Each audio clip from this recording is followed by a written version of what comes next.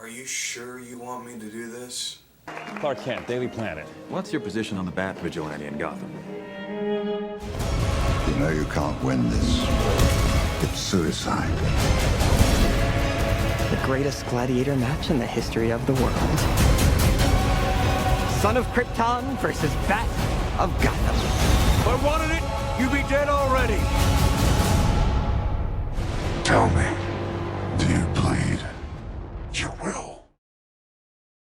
Batman v Superman: Dawn of Justice. Ooh, buddy.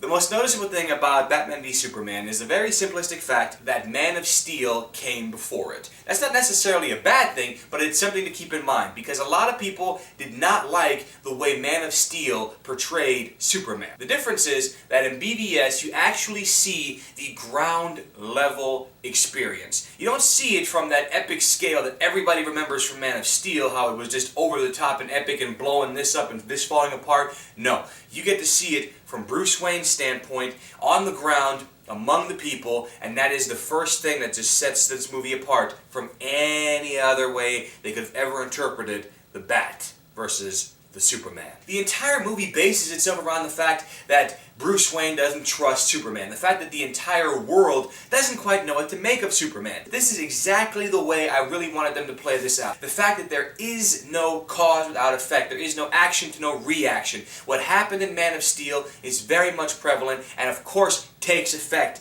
in BVS. Superman is designed to be held accountable for his actions, not just for what happened when he saved the world from Zod and the Kryptonians, but also events that transpire in the beginning of this movie itself. And not only does it showcase how the government will react, but how people react. Some people see Superman as a hero, others see him as a threat. In this case, you will see how Clark Kent feels, how he is engaging and how he perceives mankind and the people around him based on how they're treating Superman. About how this affects him. It affects not just him but his job. Not just his job but his relationship with Lois Lane. These are things that are actually going to be shown in this movie. And it's a very unique way of doing it. Never been seen before. We've never seen Superman have to be emotionally conflicted. All he wants to do is help. That's what he wants. Now, while all that is going on, while Bruce Wayne is sitting in his cave, getting all dark and moody, and while Superman is sitting there thinking, I don't know if I should be helping anymore. You've got another character who actually steals the entire show from everybody, and that's Jesse Eisenberg's Lex Luthor. And not just because of his crazy over-the-top kind of a character, but there's just something about this persona that suits Jesse Eisenberg's portrayal so very well, and you'll see what I mean when you watch it. But the fact is that there is no real explanation to what's going on, and that's Batman vs. Superman's biggest flaw overall. You walk out of this movie with more questions than answers. You're going to walk out of this movie thinking, wait, if this is like this, then why is then this? And if that happened over here, then why did that happen over there? The other thing that this movie suffers from is pretty much, I would almost say, I wouldn't say it's poor pacing, but I would definitely have to say that 7/8 of this movie is preparation and setup. You gotta remember that what makes these movies so great is the payoff. The fact is that you want to see these characters. The fact is you want to see them go at each other. You want to see them in the heroic stances. You want to hear the music blaring in the background. You want the epic showdowns. You want all that.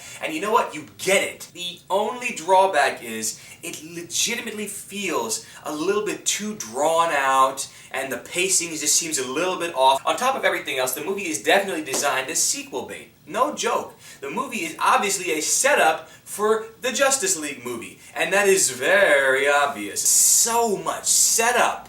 I swear, I have not seen a movie with this much setup since, I hate to say it, but Iron Man 2. This is a typical movie where if you watch the trailers, you've seen generally all of the action. And that's very upsetting because that's what you really want, isn't it? It's very much a Batman based around Frank Miller's The Dark Knight Returns Batman. Not just that, but also goes back to the original idea of what Batman once was, in terms of some of the items he uses, which will make a lot of people very upset. I mean, hell, the trailer pretty much ruined the movie for you. If you've already seen the trailer, you've pretty much seen the action sequences. I have to say, honestly, that while I did enjoy my time with Batman vs. Superman, Dawn of Justice, right at the end of the day, I gotta say the movie is middle of the road. Zack Snyder is very much influenced by Frank Miller's interpretation of every single one of the characters. In the end, thank you guys for watching. We appreciate you guys. Thank you for everything. We'll see you guys soon right here on The Casual. Until next time, that's me, G Money, telling you guys, peace.